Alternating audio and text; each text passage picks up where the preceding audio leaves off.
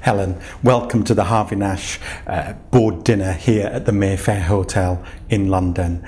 We've got over 100 chairmen and board directors here this evening. The recession is strongly on their minds. To what extent, Helen, has the recession changed the purpose of the role of boards? Well, I think that the recession has certainly sharpened up many aspects of doing business. And I think probably for the board, it's actually been, in many cases, a wake-up call for some of the imperatives of what needs to be done. The way that boards generally work is to make sure that they're looking a little bit further out towards the future, the strategy of what the business needs to do in its market. And I think there have been some more immediate imperatives, if you like, particularly financial in many cases, but also being absolutely clear that they're going in the right direction, they stick to their knitting, that old phrase, and are able to really execute their plans properly. Because it's a tough time, really tough for most businesses. Helen, could you tell me, how shipshape is the UK economy to recover, and what more should we be doing? Well, the UK economy is clearly a diverse thing. I wouldn't say that we should call it shipshape at this point. We are, I suspect, somewhere coming out of the bottom of those really tough periods, those tough quarters. But what we do know is that actually when you come out of what is technically a recession, it doesn't feel great for some time yet.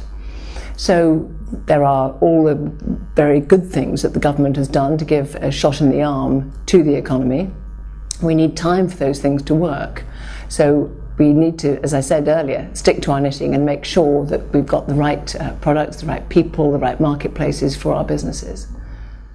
Helen, the CBI recently published a report on higher education that, in a nutshell, proposes that more of the costs should be pushed towards students and businesses. Will this help or hinder our aspirations to be a world leader in talent? I think it's really important that we keep that picture in our heads of being world leaders in talent. The report is actually a very thoughtful and comprehensive report. It has a number of different areas and recommendations of what businesses can do. So, for example, if you're running a business, making sure that you give more either in apprenticeships or internships or work placements to students to really get them ready for the world of work, and, by the way, maybe to get your own talent on board through that process. But I think that the other end is we have some choices to make, really, about education.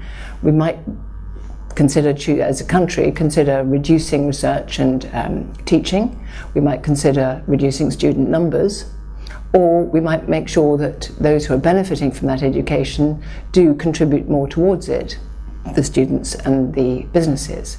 Because I think long term, we're in as you said earlier, a tough place in the country, and we need to make sure that that quality of education for as many people as possible continues. Helen Alexander, thank you very much indeed.